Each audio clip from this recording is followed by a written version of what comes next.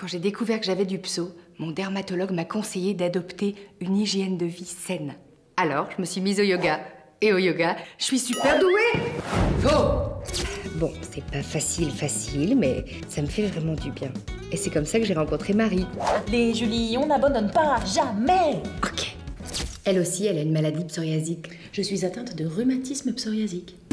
Mais qu'est-ce que le rhumatisme psoriasique? Le rhumatisme psoriasique est un rhumatisme inflammatoire chronique qui peut frapper certains malades atteints d'un psoriasis sévère et étendu. Il est à l'origine de douleurs articulaires importantes qui peuvent aboutir à des difficultés à mobiliser les membres avec une perte d'élasticité. Ouais, en gros, on a mal aux articulations. C'est ça, comme les vieux, sauf qu'on est jeune. J'ai été très surprise. Je pensais pas qu'une maladie de peau pouvait entraîner des problèmes pareils. Psst. Mais tous ceux qui ont du pso peuvent avoir du rhumatisme psoriasique? Non, ça concerne environ 30% des patients atteints de psoriasis. Il faut savoir que certaines parties du corps sont associées plus étroitement à la survenue d'un rhumatisme psoriasique, comme les ongles ou le cuir chevelu par exemple. Mais comment on découvre qu'on en a? La première manifestation, c'est souvent une inflammation à la jonction entre l'os ou le tendon et les ligaments. Ça se traduit par des douleurs dans le dos, dans le bas du dos, particulièrement dans les épaules, dans les mains, dans les pieds, dans les côtes, dans les genoux. D'où la nécessité d'être bien suivi par son dermatologue. C'est lui qui m'a diagnostiqué. Eh ben c'est bon, vous n'avez pas d'évolution. Yes! Attention, hein, on continue de surveiller. Bien sûr, Doc. Mais du coup, comment ça s'est passé pour toi? En fait, mon psoriasis a commencé à l'âge de 15 ans. Et c'est seulement à 30 ans que j'ai commencé à avoir des douleurs articulaires.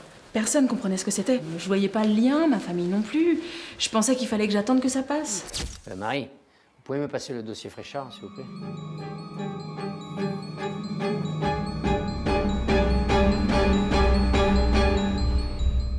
Oui, bon, ça va, j'ai compris. Hein. Si vous n'avez pas envie de travailler aujourd'hui, bah, restez chez vous. Hein. C'est seulement il y a 3 ans que mon diagnostic a été posé. Et j'ai enfin pu bénéficier d'un traitement adapté. Ça a changé ma vie. Ouais, tu m'étonnes. Ok, je comprends. Mais du coup, t'as fait comment? Comme mon dermatologue a identifié les premiers symptômes, il m'a adressé à un rhumatologue qui a confirmé le diagnostic. C'était un soulagement, en fait. J'ai enfin pu mettre des mots sur ce que j'avais. J'étais vraiment malade, c'était pas de la comédie. Bah ouais, tu m'étonnes. Et du coup, j'imagine que ton dermatologue et ton rhumatologue, ils doivent se parler souvent. Oui, et c'est valable tout au long du suivi. C'est pour ça que dès qu'on a un doute sur les signes, il faut aller en parler à son dermato. Moi, merci, je savais pas tout ça. Je t'en prie, autant partager son expérience. Le plus important, c'est toujours la même chose, ne pas hésiter à en parler à son médecin. Ouais, t'as raison. Et d'ailleurs, il y a plein d'endroits pour se renseigner et parler de ce qui nous arrive. On peut recevoir des conseils et même se faire aider. Mais ça, c'est dans un prochain épisode.